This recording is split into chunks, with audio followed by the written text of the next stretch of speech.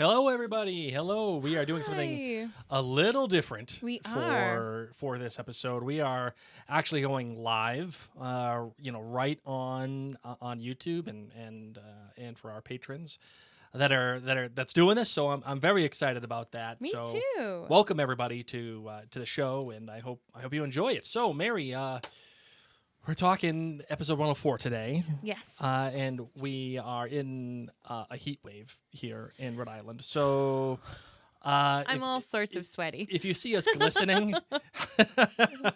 We don't have air conditioning. It broke in March when it was actually our heat blower.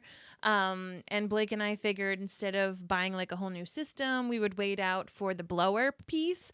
But I guess because our system is so old, the blower piece took months to come in. So it went from like being necessary to heat our home to actually now being necessary to cool off our home. Because it's just the blower, whether it's hot or cold. It doesn't matter. Yeah. It's coming next week. So we made it through March, April, May. Yes, and our electric bill was happy. Our electric bill's been great. Yeah. But yes, as you said, Blake, we just hit a heat wave within the past 12 hours. And luckily we podcast in the studio in our basement. Yes. But it's been a doozy. Oh, man. Brutal. Brutal. But here we are. We're podcasting live. We're going to drop this podcast. This is episode 4. So we're talking about the episode that really takes things from George's perspective. Yes. So really, really excited to have you all here. All right, you ready to make a podcast? Yeah. All right, 10 seconds for... Room tone.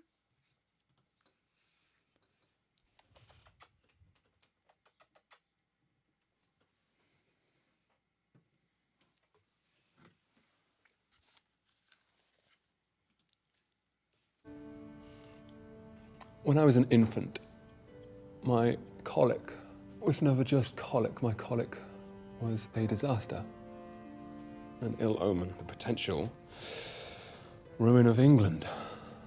When I was a boy, refusal to eat my peas was the potential ruin of England. An incorrect sum at mathematics, the potential ruin of England.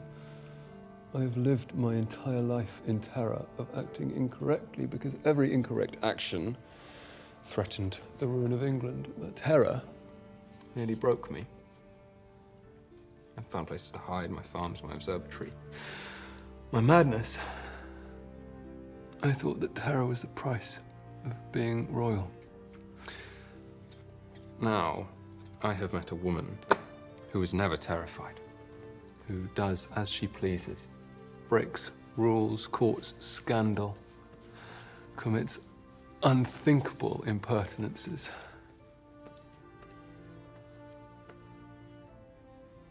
And she is the most royal person I've ever known.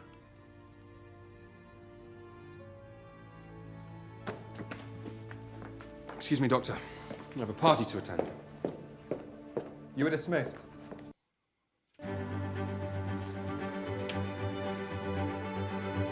All the way from Providence, Rhode Island, welcome to Bridgerton with Mary and Blake. It's a podcast dedicated to Bridgerton on Netflix. So sit back and relax. Let's get ready to spill the tea.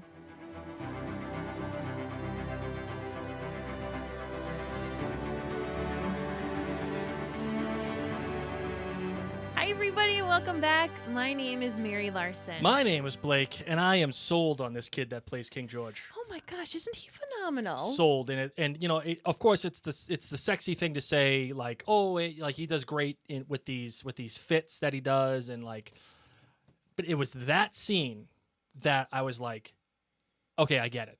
Wow. I don't know. It was when he grabbed the razor from the doctor. And the way that he spoke with such ease and confidence and believability as he was shaving and like shaving in live time, right? I looked at that and I just said, this kid gets it. Yes. And I was pleasantly surprised by the job that he's doing in this show. So say we all. Say we all. Well, before we get into this amazing episode, because it really was, as we said in the previous episode, we're past now the halfway point. Things are rocking and rolling. We wanted to remind you, of course, that you can find all of the things that we do at maryandblake.com. We actually also have an exclusive Facebook community. Just search Mary and Blake.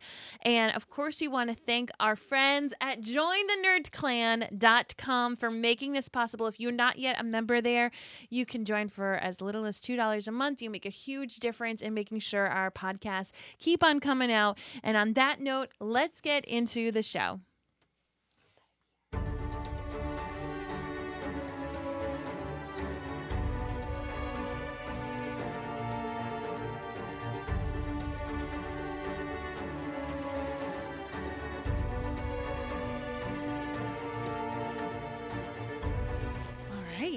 Oh, yeah, sorry, that's me. Yeah. I did it again. It's okay. But you know what the good news is, Marvin? What? I actually played the right music when I was supposed to. Yes, you did. I finally did it right. 4 episodes in, baby. I did it right. All right, so this episode was entitled Holding the King. Of course, it was actually not written by Shonda Rhimes. It was written by a guy named Nicholas Nardini. Now, you probably don't know that name. No. I did not know that name. I'm glad I'm not alone. No, you're not alone. Nicholas Nardini has written for the Shondaland experience, if you will, for a little bit now. Mm-hmm. He was a story editor on Inventing Anna, and he wrote 3 episodes of the show Scandal.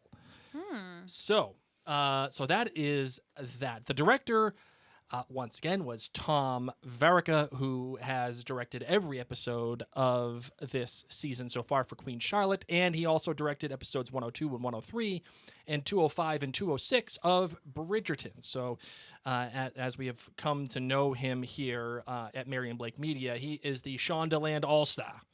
Yes. When Shonda wants something done right, she goes to her boy Tom. Yes. She gives Tom a call up on the cell phone and says, "Hey, Tommy. Hey, I need you. Got a project. I need you. Got a project that I think that you'd be good fit for. Why don't you come over here and take care of it?" So, and Tom and I, we're good friends. Good friends, too. Yeah, he's a friend of the show. I call him up every once in a while, to get the lowdown on Queen Charlotte. Of course you do. Oh, my goodness. All right, the cups of tea rating, Marvin. How many cups of tea are you giving I'm going to give this episode the same amount that I gave the last episode, 4.9. Loved this episode of television. I can watch it again and again. I just think that this adds such a beautiful layer to this series. So I love it. Yes. Okay, I am going to... I'm going to give a 4.81. Okay. A 4.81. I quite enjoyed this episode. In fact, it was the best episode yet of Queen Charlotte, in my opinion. We've kind of gone beyond now that 4.4, 4.5. Yeah, we're moving on up for you. We're moving up. And, well, we'll get into it. We'll get into it. All right, go ahead. So for our GBGs, our good, our bad, and our greats for this episode, my good is just Queen Charlotte just being so smart. She's so observant about the changes that go inside Buckingham House, and for her to feel so bold to, go confront the king when she wants to, go up to the Dowager Princess and to say, hey, someone should have given me a little bit of warning here. I noticed these changes. I just love that is part of her character. She is not someone that is, she's not a flake. Yeah, she's not. She's on it, and I love that about her. Totally agree. My bad is that this episode and the reactions that King George has from, it seems like his episodes are brought on by incredibly stressful moments, right? Being told your queen is coming. It's your wedding time. Your mom just yelled at you.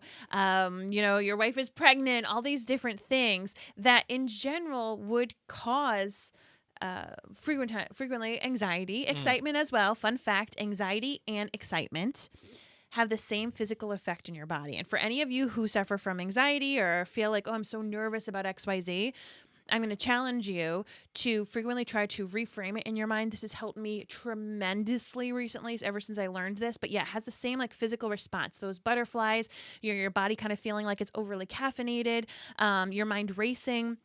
Those same things happen when you're excited. So if there are things that are happening in your life that you could honestly be very excited about, it's okay to say, I'm nervous and excited, and keep telling yourself, there's so much to be excited about this for. So when it comes to getting married or, becoming a father, all of these different things, it's I feel so bad for George because obviously the therapy during that time frame was nothing compared to what it is now. And he doesn't have a little podcaster from Providence, Rhode Island saying, George, you know, those feelings, you know, when your body feels like, oh my gosh, like my hands are starting to tingle, all this stuff. Now, granted, we obviously don't know exactly what it was that he was suffering from.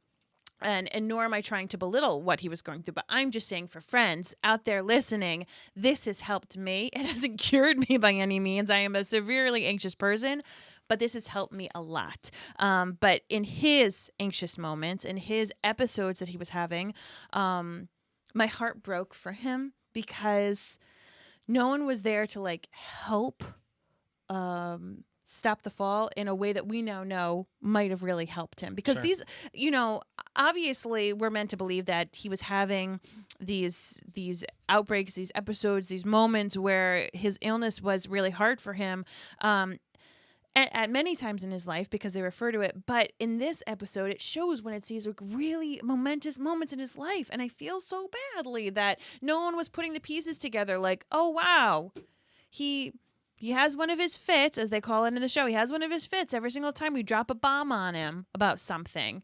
He does pretty well out in the farm. He does pretty well with XYZ, but every time his mom yells at him, then he's sick. Well, maybe the mom should be doing some things a little differently. Like my heart breaks for him as someone who myself, as I said, I've, you know, both Blake and I have had mental illness issues. And so, you know, whether you yourself have gone through any kind of mental illness or if you've had someone in your life who struggles with it, you know, it's hard. It's hard to watch. So those were my bads. I just felt so bad for him because I couldn't hug him through my TV. Aww. And my great is when he tells her, you know, we are a team. Yeah. Like, you don't need to thank me. We are a team.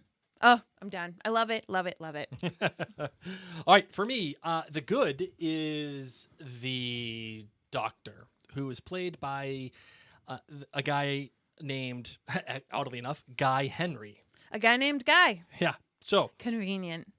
I want you to know, Marvin, that Guy Henry yeah. has starred in one of your favorite franchises ever. I thought he looked familiar. He totally did look familiar. I'm sitting there going, where the hell do I know this guy from? How do I know him? He still feels shady. He plays Pious Thickness in Harry Potter. Yes, he does. Yes, he does. Yes, he does. Oh, sorry, hold on. I gotta play my sound again. You're a wizard, Harry. There we go. In my the Deathly soundboard Hallows, was turned man. down. Yeah, in the Deathly Hallows, Pious Thickness. Oh my gosh! And yep. from the Ministry of Magic. Yep, that's him. That is totally fitting. And I feel like this guy must be like, why am I always cast as this like sniveling, creepy guy? Because your name is Guy. That's why. Thank your parents, buddy.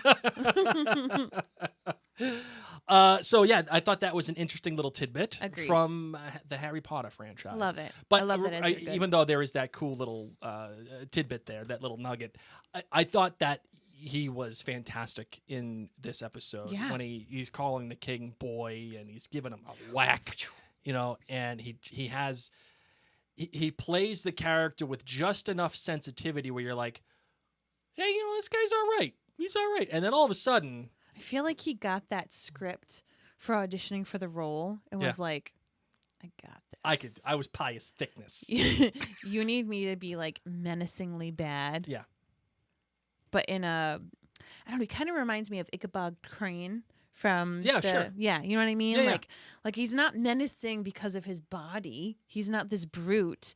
It's just I don't know. Yeah, I don't know either. I couldn't tell you. I don't know. Either way, it is what it is. So, oh man. So that was my bad. I just. Is that still working? Mm-hmm. Okay. So.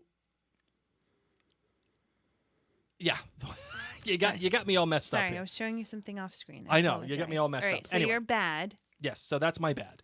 I liked the character that he played. I liked everything that he did. I just thought it was, he was just enough good where you thought that he was an okay kind of guy, and then it was just enough bad where you're like, this guy freaks me out a little bit. Yeah, it freaks me out a little bit. Freaks me out a lot, not a little. I can't tell if he's truly bad or if he's truly good or if he's just like.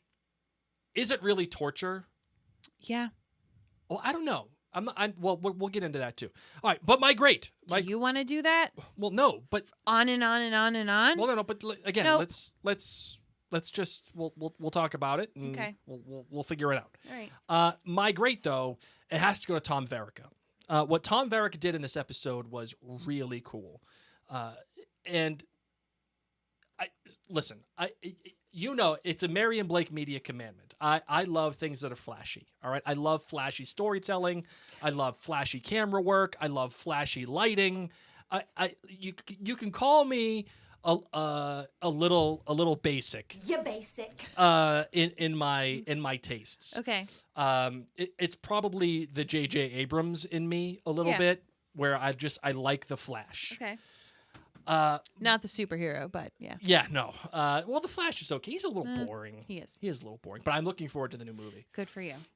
You're coming with me for Father's Day. It's gonna happen. Oh. Great. I tried to get her to go see the new Spider-Man today. She wouldn't do it. Oh, I said I wanted a podcast. That's instead. true. So I'm it was glad an equal. glad I made this choice. It was a good choice. Anyway, Thank you. The way that Tom Verica shot this episode was spectacular, and you could probably go hand in hand now with the director of photography for the lighting in this episode. It was bright when the king was with Charlotte. It was dark and damp and dreary when he was alone. But Tom Verica framed it with his camera work with all of these like canted angles wherever the king was when he was with the doctor or when he was by himself, it's these offset angles. Which looked great to me because I usually watch the show when I'm laying down on the couch and I was like, oh. So it made sense. Meant for Mary. Lay down viewing. So yeah, it was just like these canted angles that, when you're watching it, you may not recognize it right then and there, but your brain does. Mm-hmm. And your brain is sending signals to you like, whoop, something is off. Something's off. Watch out. I don't know what it is. Something is off. Yeah. And Verica chose these really intense close-ups of the king, and he made the king envelop the frame whenever he was on screen. Mm-hmm. But then there were points when the king was very, very small on screen. And those are very purposeful points, right? It's showing you that the focus is on him, yet he's still small in his demeanor. Like what he said, I love the universe because I'm just this small thing. Right. So that is my good, that is my bad, and that is my great. Love it. That is my great. So that is that. What do you want to do? You want to talk about music? Yes, the music. If you could vamp for me for one moment. All right. So, of course, like they do in Bridgerton, we find cover songs, and there was one episode where we didn't get to have one, but over the past two, this one included, we have gotten it, and we got another song by the Queen herself, Queen Bee, Beyonce. And it is Deja Vu. I got it right now. Here you go. Ready? All right. This is the cover. Yes. So right here, love it because it's just got this nice pulsation. And for people who aren't like super familiar with the song, you might be feeling just this. I don't know. It's got a great steady beat. This is of course when they're in the dance at the Lady Danbury's ball. No, is it? What? No, this was the wedding dance. So yes. What I loved about this is I complained in the wedding scene that they weren't playing cover music. Right. I was like, what is this? It's just like generalized music box music. Bridgerton, I'm here for the covers. I'm here for the Vitamin C string quartet, classical kind of styled covers. So I love that we had that basic music then so that this could now be playing over it. And, of course, it's named Deja Vu. And this is playing while we are reliving moment after moment of that initial time frame. The wedding dancing and getting back to Buckingham House and yelling at each other and all this kind of stuff and George's pensive moments. So, I mean, it's pretty on the nose what what it is because it's called deja vu. Well, so yeah, it's sure. allowing us as the viewers that cute little like, all right, you want to see things from the other perspective? You ready to go down a trip down memory lane now that you have this insight about what's been going on with George?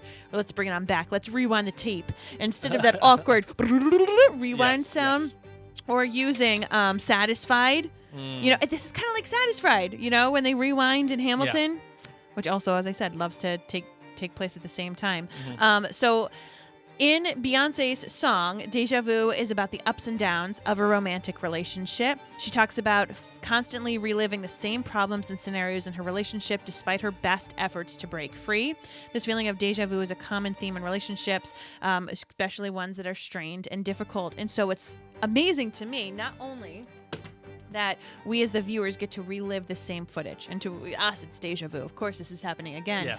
But how difficult it must be for George that no matter what strides he tries to do, no matter what methodology he tries to use to heal himself, and the amount of doctors he does and everything, he still keeps having these episodes and he can't stop it. Yeah. Interesting. Very interesting. Love it. Good stuff. I've been a big fan of the Queen Bee in this series so far. So has the musical choice person, because it's many pieces by her. I would still say that the Alicia Keys song is probably still my phenomenal. favorite. But this is a cool choice, and especially when they start playing this as they're dancing and everything. It's just interesting. I liked the feeling that I got from it. But Marvin, I as we just got done saying, I love flashy things, but I want to know your take on all of this, and that is, how do you feel about stopping the story dead in its tracks? Yeah. And I don't want to say killing the momentum, because, by the end of the episode, we get a little bit of forward motion. Okay. But, I mean, it stops it dead in its tracks to retread everything, obviously from George's perspective. Yes. And I guess it's a choice. If I were to argue against it, I would say, buddy, you got 6 episodes. What are we doing going back and showing a whole new perspective on the same events? It feels like we're spinning wheels to just spin wheels. Love that. Love that for you. Yeah. You ready? And I'm not saying I believe it. What is the name of this show? It's Queen Charlotte. It's Queen Charlotte. Yes. So up until this point, Queen Charlotte has had no idea about why her husband's been treating her this way, why she's living somewhere different, why he's nice to her one moment and then gone and cold another moment. And then at the end of the previous episode, we get this, realization for her, finding him, what's going on with my husband? What is this? So we got to learn with her in real time, but then we also got the inside scoop. And for people like me who had a hard time connecting with George, I loved George when he stopped her from climbing up the wisteria. I was there for it. Sure. I'm not a troll, all that. I was love. But then when he got all wishy-washy and went back and forth, I did not trust him. I was not a fan of him. I didn't like how he was treating Charlotte. And I was able to disassociate the knowledge that I had of George. So I could just kind of sit there. And I remember asking you, and I might have said this in the first episode, like maybe they're not romantic partners. Maybe she actually has these 15 babies with somebody else. Yes. Like is George interested in women? We call that the column choice. Having babies with somebody. Yes. Sorry, that's... Yeah, I need the sound effects. Yes. There you go. So I just, I was able to kind of forget slightly about what I already knew about King George. And so in that forgetting a bit and kind of separating from that, because the show started off, this is fiction. I'm like, all right, I'm just going to live here for it. I was mad at him and I was frustrated. So I love that this episode allowed me to peel back the layers and to really see what's been going on, because it melted my cold heart. Remember when I was watching episode 1 and I was like, I don't like him? Yeah. I said that to you because you were like, oh, what do you think? And I was like, I don't like him. I don't like him, and I'm supposed to love him, and I'm supposed to love this romantic story. And I personally greatly liked when this episode came. Because instead, even while I didn't like him, I was still like Team Charlotte. I was watching the episodes, loved it, loved the flashbacks and everything. Mm-hmm. So I still loved the show. But I, too, struggled with getting attached to this man, just like Charlotte did. Yeah, sure. So here's the thing with that. I would say I was bought in from last episode, right? I was bought in to the premise. I was bought into what was happening. The Venus thing just, it just blew my doors off. Mm-hmm. And I don't know why. I think, well, I mean, I have a feeling I know why. And I always kind of liken it back to, well, you know what? I will reference another show. Okay. And that is The Leftovers. When Kevin, at the end of The Leftovers, reads the unfinished love poem. Yes. And he always talks about how the guy was afraid to let his wife see him cry and let to let her know that he was afraid and everything. And that still brings me to tears every time I watch it. And that's what it reminded me of when I was watching the Venus scene. And the Leftovers scene happened at a very critical moment in our marriage. And it has stayed with me.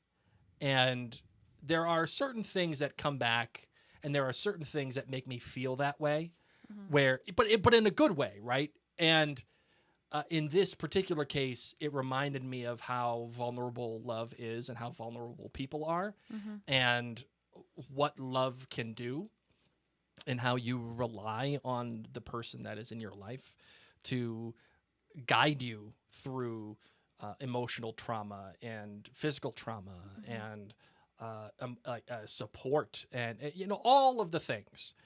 And I feel like I've had my Venus moment, right, with you. And I feel like I've had those times with you where my whole world is like banana land, and you're like, all right, Blake, come on, we'll take care of you, and I think that's why I felt so strongly about it, because I've been there, and I felt alone and just wild.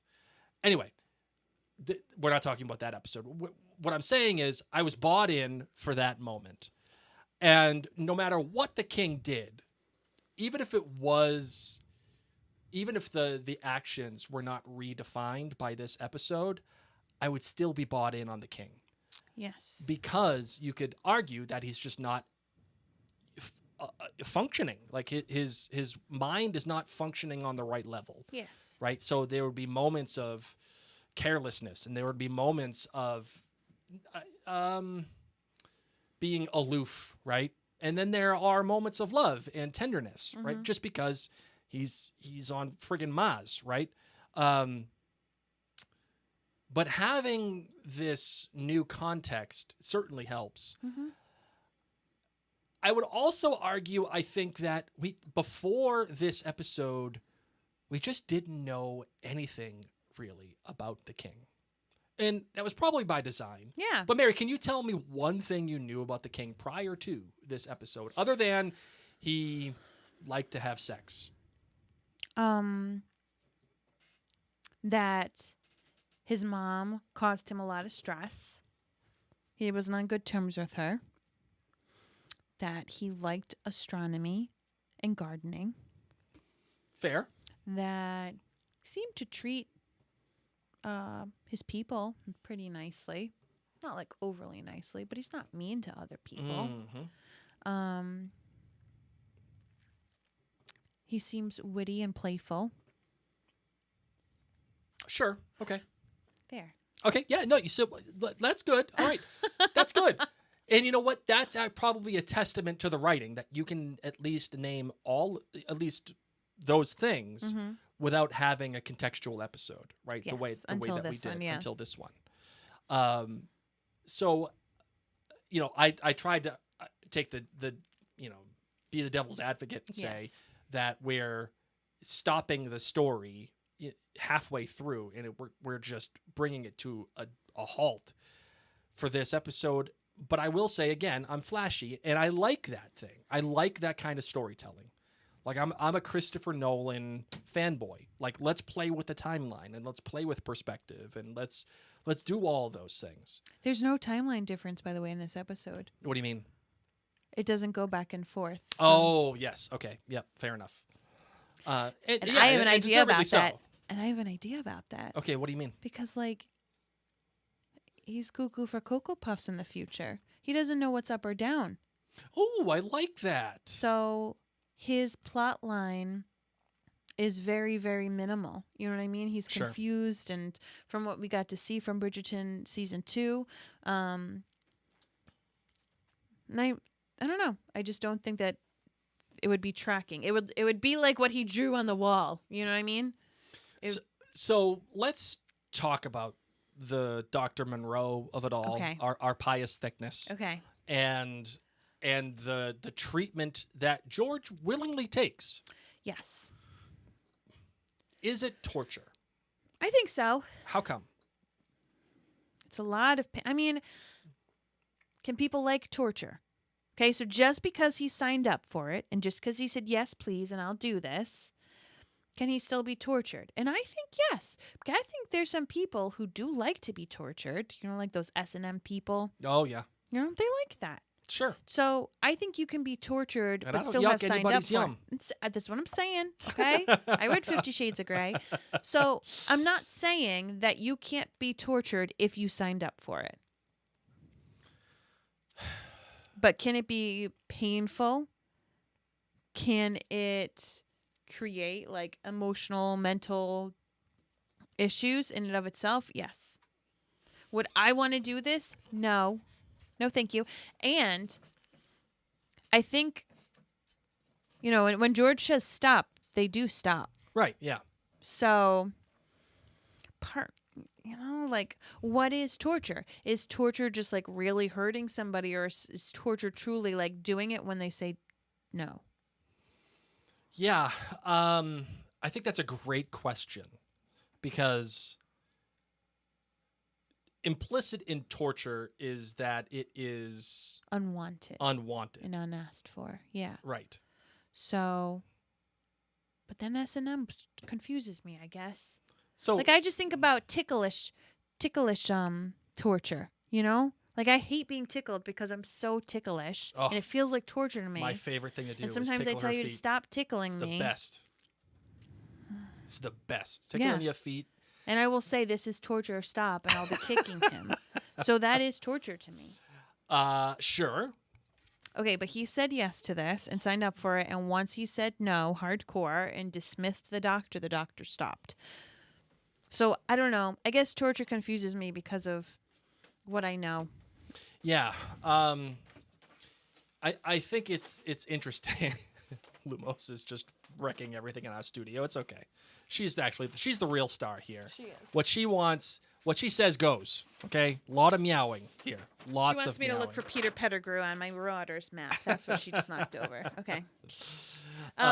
But those very, very primitive methods of medical assistance, which, by the way, like the leeching and terrible things were happening to people who suffered from mental illnesses, Sure. even within like the past 50 years. yeah, man.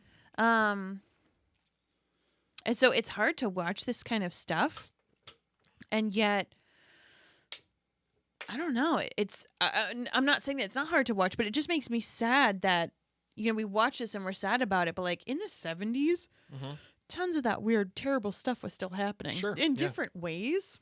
Yep. But still torturing people. Yeah. And these people couldn't say no. And I think that that's the other thing. If someone is mentally not fit, then they can't give consent.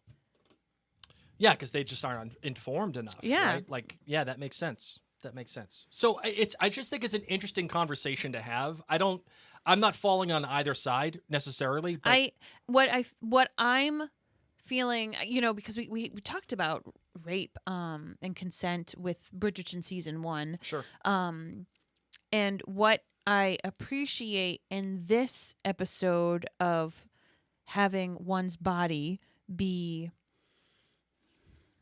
used in these different ways, not sexually, but like hurt in different ways, is that George had asked for it and continued to. And once he said stop, it did stop. Mm-hmm. And so, yes, I do hate this doctor. And I think that his methodology was disgusting and terrible. And he seemed to take pleasure out of it. But I will say that he did stop. Sure. And then he abided by the orders. Yes. And then George goes back for it. Yeah. And I think we get into some great writing tools here where it's, George takes the initiative for his own treatment. And after, a pretty convincing situation from Dr. Monro when he's just like, listen, we just need to talk to George. Just need to talk to him. Oh my God, I was so excited when that I know. happened. And he was able to really help him focus. Yeah, You're all the of king, that. you And- have armies to command. Mhm. And all of a sudden George is there. I'm like, yes. Yeah, and again, a little bit of flashy filmmaking. What we're getting is I feel like the Michael Phelps talk therapy commercial was playing in the background. What is the one that he speaks for? I can't remember now. Whatever it is. Yeah. I'm like, yes, talk therapy. A little bit of flashy filmmaking here too when we are in George's perspective and Dr. Monro is trying to say to him, you command armies, and it's coming from George's eyes, and it's all like out of focus and like movement and everything. But there's some writing tools here that happen. George is in his state. He goes to get this treatment.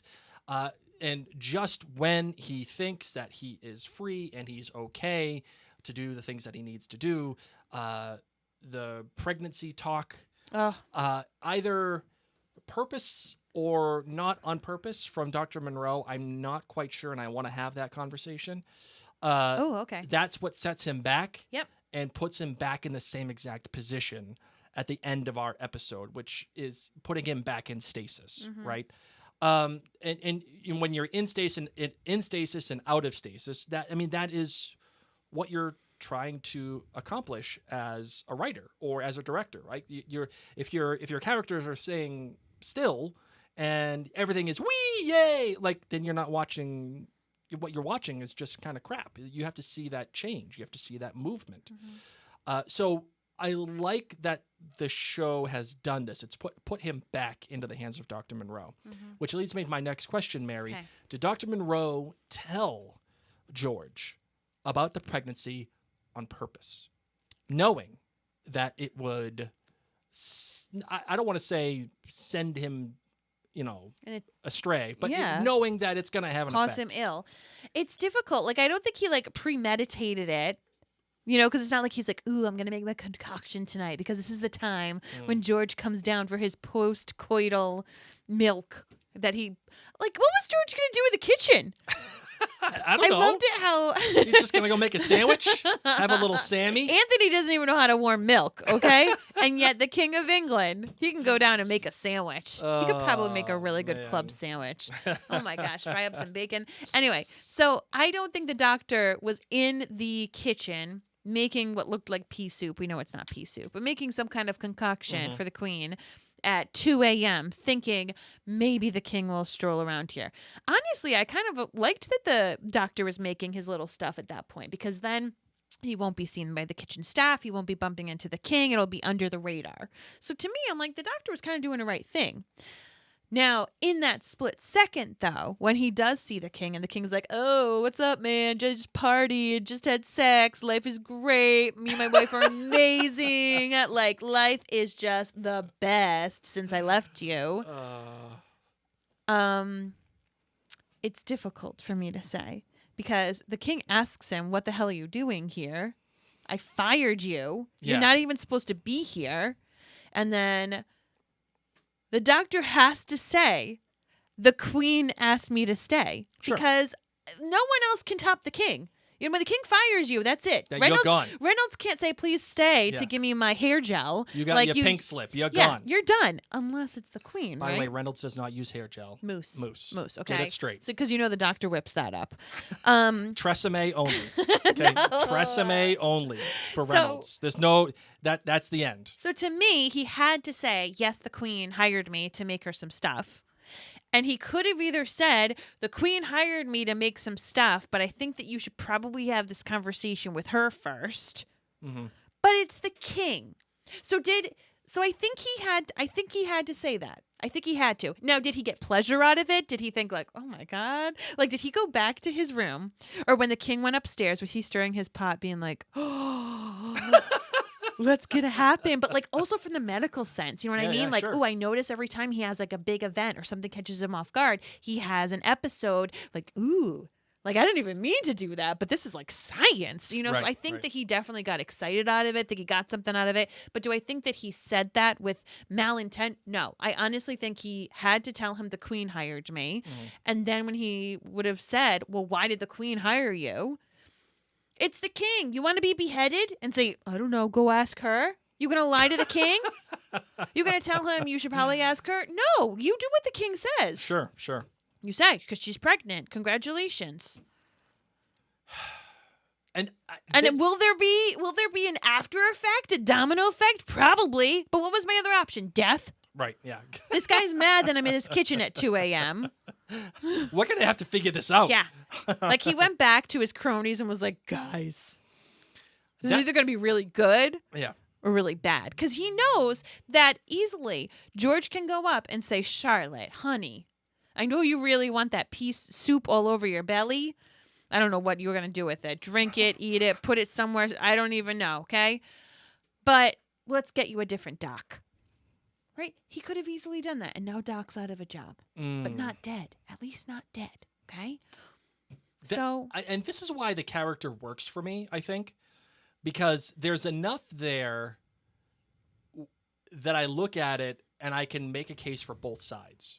Right. Okay. I can make a case for, like him being a bad news dude, or a guy that just appreciates the science and like actually wants to do the thing. Now, are you meaning to tell me there's no other medical doctors at all inside this castle? And that that's the one thing that I think is weird. That did he somehow let it slip to Brimsley? Or the queen, like, how did the queen find him? He was in the basement. He's the shady doctor. See, so that's the thing that I'm like, how did the queen get his number or his email address? You know? Yeah. Like, I think that he was like, oh, and if the queen ever needs me, I'm the king's doctor. Like, did they bump into each other one day? That's where I feel like he did a little shady. Because I feel like there's plenty of medical staff. Queen Charlotte says that there's plenty of people. Why'd you have to meet in the basement? Sure. And it's obviously been shown that George has been seeing a number of different doctors at the beginning of the episode. So she said, Brimsley, I need a doctor, please. I don't think Brimsley would go down to the basement to find the shady guy. Right. I think shady guy left his business card. Yeah. Dear Queen Charlotte, if you ever need a solve. Do you want me as your doctor? Check yes or check no. Do you need me as a doctor or would you like some mousse? And she was like, Brimsley's hair does have volume. Maybe she. I kind of need that recipe. That's what it is. She first went to him for hair stuff. Oh, to Reynolds, not Brimsley. She first went to the doctor. She went to Reynolds and said, Reynolds, how do you get your hair so bouffant? And he said, oh, it's this guy in the basement. She was like, give me his number, man, because I've got some wigs that need holding. Yeah, his name is Dr. Tresemme. He's really nice. There would have been a doctor and a midwife. There would have been people who specialized in female needs, especially for the woman who is caring for an heir. I feel like she would have been inspected monthly by someone that this is what they do. Yeah, but so somehow the shady doctor gave him her. I don't think it's public knowledge yet that she is pregnant. No, but that's what I'm saying is that you're the queen. I feel like you'd have some kind of a doctor checking on you once a month. I see. All right. Just being like, oh, what are you eating? How are you doing? Gotcha. What's your cervical mucus like nowadays? They were just. What's your cervical mucus like? It's a thing, Blake. It's a thing. It changes. Yeah, I saw the mucus plug, by the way. No, not just the mucus plug at birth. I'm saying. But whatevs. I saw one. Yeah, we know. People don't need to know that. It was wild. I know, Blake. Thank you. For those of you who haven't had the beauty of all of this stuff, I'm sorry. Needless to say, the miracle of birth. Yes. I feel like there would have been a team that would have done this. And I think the doctor, we don't get to see the doctor do any shady stuff, but he somehow left his business card on her nightstand. Or in her locker. Yeah. You know. Do you need mousse? Or anything else? Do you think he folded up in that square? I'm your husband's #1 doctor. I'm the guy in the basement. Come find me. Oh, man. So that's the part that I find shady. Did he get joy out of telling the king? Yes. Yeah. Is he kind of excited to see what happens? Yes. But did he plan for that to happen in that way? I don't think so. Remind me, we didn't see Charlotte reach out to the doctor, No. right? So, yeah, like we how see her touch her belly, so we Yes. know that she's like, oh, again, the universal sign for pregnancy Yes. in television. Not your burrito gas. Definitely didn't go to Chipotle that day. Yeah, so I wonder, like, is there more stuff afoot here? Is the game afoot, if you will? We're gonna find out in the next episode. Well, yeah, I mean, I would imagine so. We only got 2 episodes left. Yeah. But it just feels. I don't want the doctor to be like a big player anymore. Okay, I had enough of you. I got a feeling he's going to be a big player. I think there's going to be more, and I think that George is going to start subjecting himself to even more torturous things. Okay. Because what I really loved about this episode too was that all he wanted to do was just be near Charlotte. Yes. And like when she made him better. Right, and when he steals the dog, it wasn't an FU like she thought it was. Yes. It was actually really truly a sign of love, and we're going to be out of our cage together, and the whole thing, like. And then she called it a deformed bunny, and he loved that. Right, like he thought that was great. I love stuff like this. Like this kind, like again, I understand why, and I understand how some people don't like this episode. I get it because. Again, we're stopping everything dead in its tracks just to go over the same crap again. But, Deja vu. But I think, again, you have to buy into the relationship between the two of them. If you buy into the relationship between the two of them, you're going to buy this episode. If you don't buy it, then you won't buy the episode. Yes. Because a natural, again, implicit. If you don't buy it. Yeah, implicit in the buying it is that you care about the characters. Yes. Right? Because you don't care about a relationship unless you care about the we're characters. watching Bridgerton shows. We care. We care deeply. So I will say that I think the show benefits from the fact that we are all Violet Bridgertons at heart, okay? If we're watching this show, we are romantics here for the love.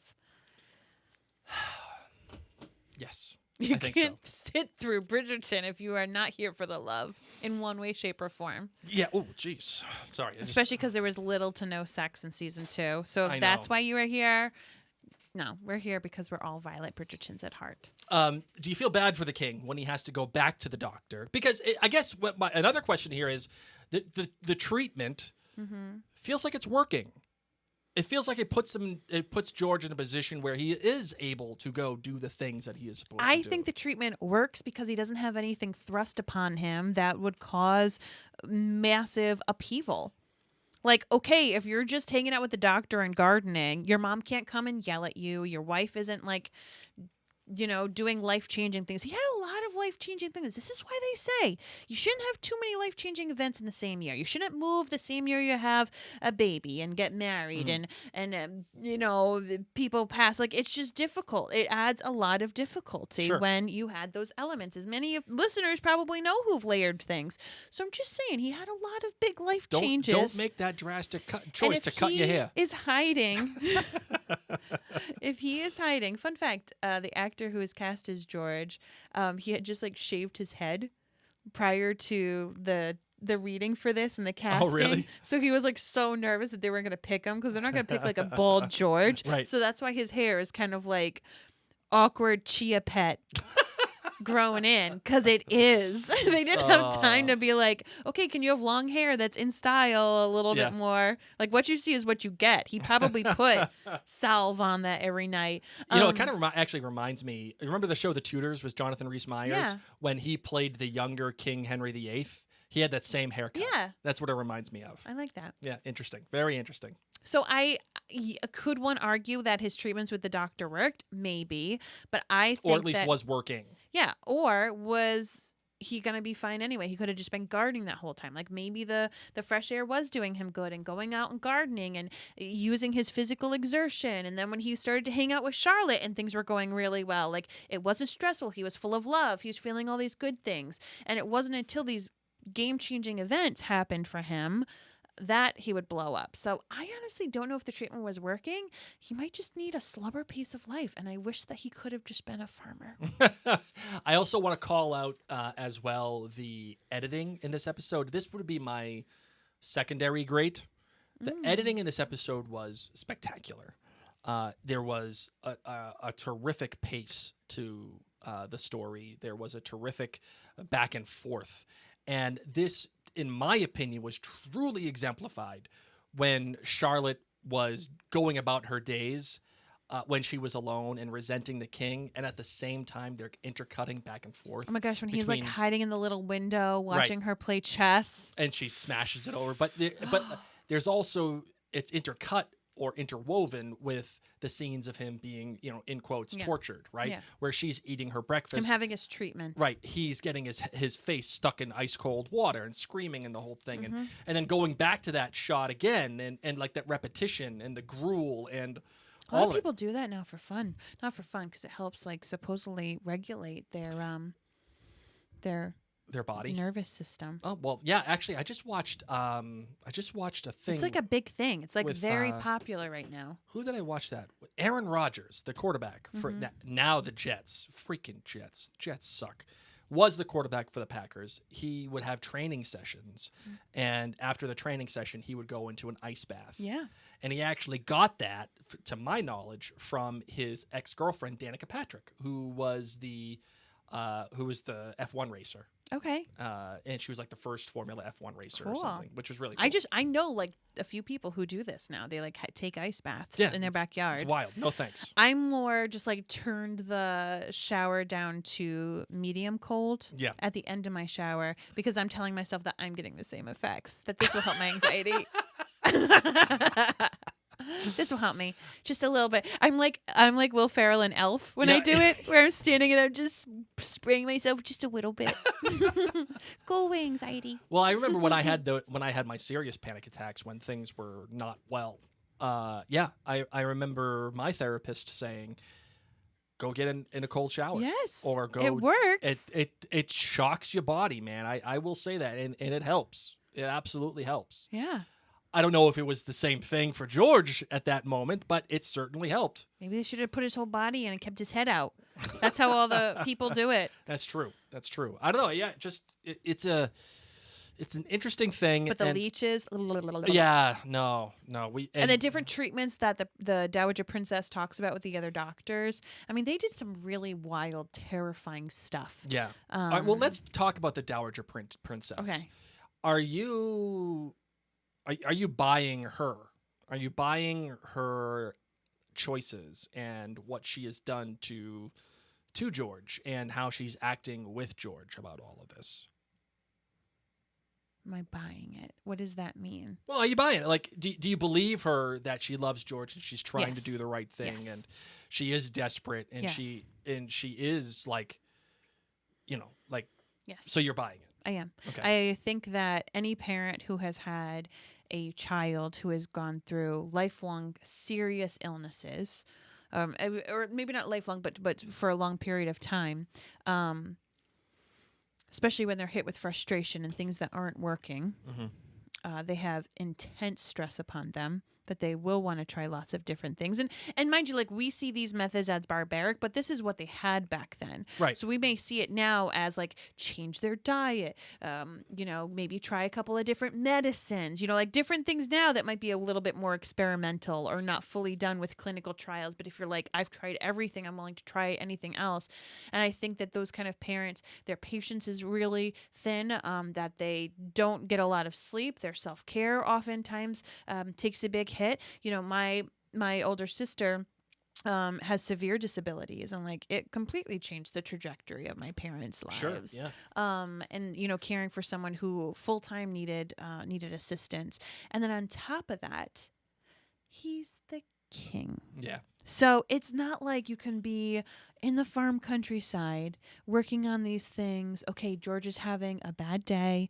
You know, what we have found is that if he's outside and we stay calm, it works for him. No, he's got all these pressures of the kingdom on top of him. Sure. So he doesn't get a timeout.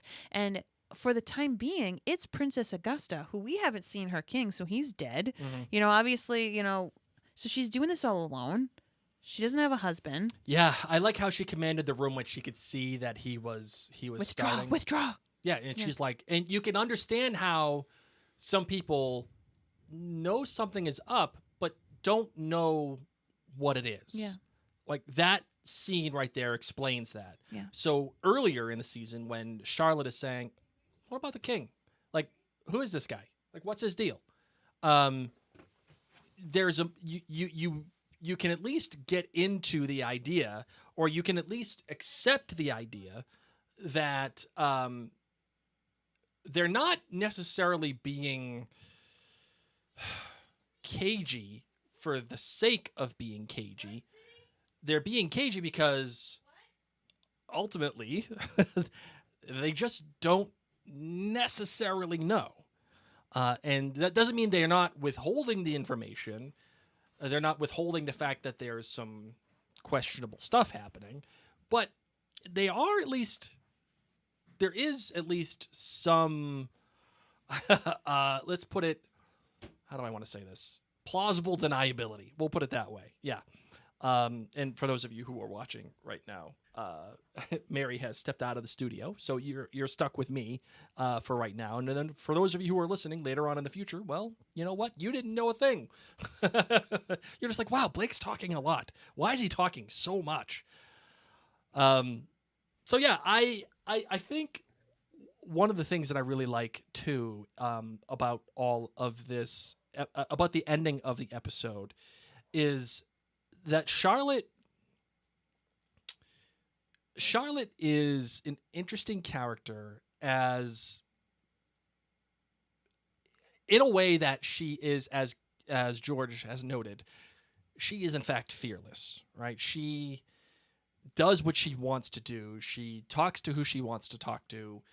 She makes the choices that she does, and that seems to be somewhat of a salve for George. And I think that there's this, collision of what is right for George. Is it the relationship that he shares with Charlotte, or is it, or is it the treatment that he's receiving from the doctor, which in my estimation seems to be a little bit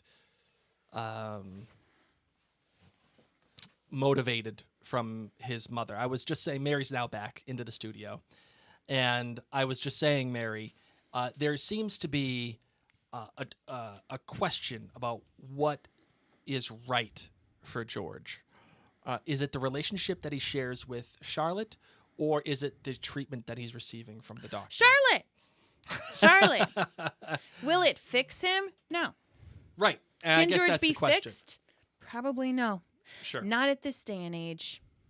Probably not being the king. Because at least the way that this show is portraying it, he doesn't do well anytime there's like a big thing. And I'm sorry, but you're the king and there's about to be a revolution in America. Yeah. I guess one of my bads of this episode is that there isn't much of a choice between the doctor and the queen. And it's obviously to me, the this queen. even puts more pressure on making an heir. Because what if you get an heir that is capable in the next, I don't know what time you can become an heir, 17, 15? Sure, yeah. But what if we can produce an heir who is mentally stable, yeah, capable of doing this, yeah, and wants to do it, and he says, "Dad, you're done. I got this." Yeah. Interesting. And if he feels like he can't accomplish much, yeah, but would they even allow that? Right? Would they allow? I don't know. Would they even allow someone? I mean, he's the king. You can do whatever they want in England. They changed everything. No. What I'm saying is, would the royal family, let's just say, yeah. Well, by then, Augusta might be dead. Mommy can't tell you what to do anymore. Good point. Oh, Charlotte with the line, "Has your highness ever tried cutting mutton with a dull knife?" Oof. Oh, love that. Love that line. I thought that was great. I mean, I actually don't want any mutton. So if I can't cut it, good. Is Princess Augusta making the right choice by allowing Charlotte to discover as she says, the rough edges of the king's nature in due time? Or should she have had that conversation with Charlotte? She's not close with Charlotte. She doesn't care. She doesn't even know if they would hang out. She probably knew they were going to have a different house. She probably gave her son that idea. Oh, why don't you just give her her own palace? Girls love palaces. She'd love that. She'll have all these servants. We'll give her new clothes every day. She can change 3 times a day. Oh, isn't it amazing? Is it a little lazy to write in the way that they did? That, George doesn't want to be around Queen Charlotte because he doesn't feel like he's, in quotes, normal enough for her. What do you mean? Like, when did he write? I don't understand. Well, he was always saying, I can't subject her to me. Like, I'm dangerous and I'm not normal. Like, and so he chooses to stay away from her. Well, I don't think he recollects everything that happens during his fits. And I don't know if he's ever hurt himself or hurt others. Mm-hmm. By them removing anything that could be a weapon leads me to believe that maybe he has done some damage in the past.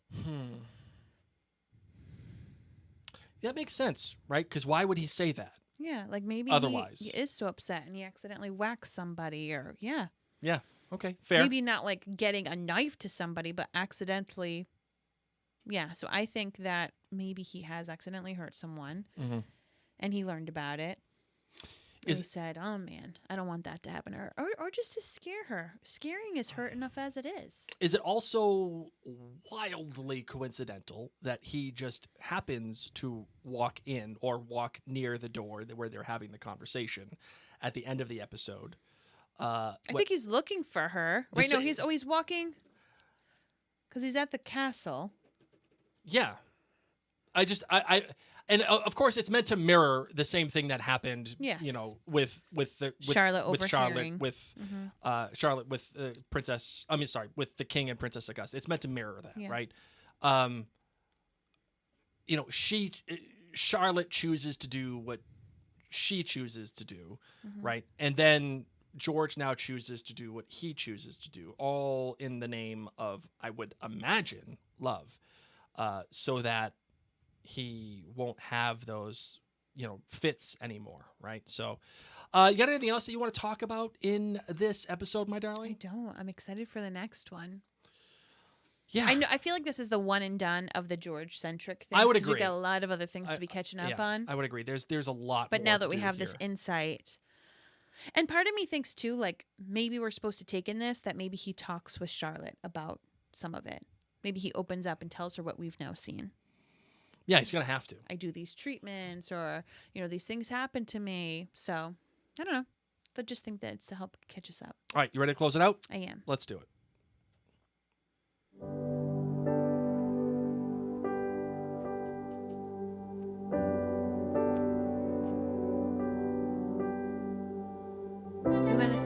So incredibly much for tuning into this podcast. As you can obviously tell, Blake and I are thoroughly enjoying this show, and we're just so appreciative that you do as well, and that you're tuning into our podcast. Thank you. Yes, so everybody, please, if you found value in this episode, that we have helped improve your viewing of Queen Charlotte and given you some other context or knowledge or ideas that you may not have thought of originally when you're watching it, please do provide a written review and a rating on Apple Podcasts, as that does help people discover the show. Not necessarily that it makes it more popular, but it just helps give people trust that that you all like it and that you enjoy listening to Mary and Blake. And of course, we do want you to also go to maryandblake.com to check out all the other podcasts and blogs that we have going on at Mary and Blake Media. As of this moment, Outlander Cast will be coming back later in about 2 weeks. It's coming back. That's right. About 2 weeks. Now, friends, if you do have the ability to head on over to Apple Podcasts and search for our podcast there. Even if you listen to us on a different app, most people find us on Apple Podcasts. So you can head on over, search Bridgerton with Mary and Blake, and leave us a written review. Not just the stars, but a written review that would be greatly appreciated. How to tell when the hosts aren't listening. My brain's elsewhere. As you guys know, I just took a little break and we had a missing child. We had a missing child for like a solid 6 minutes. A missing child. Yeah. My parents, the grandparents are watching them. They were missing our son. They could not find him. Really? So I'm sorry my brain's not here. I found him. Oh. Sorry I wasn't listening at all. That's okay. I'm here. Really, we would love your reviews. We want to tell you about it twice.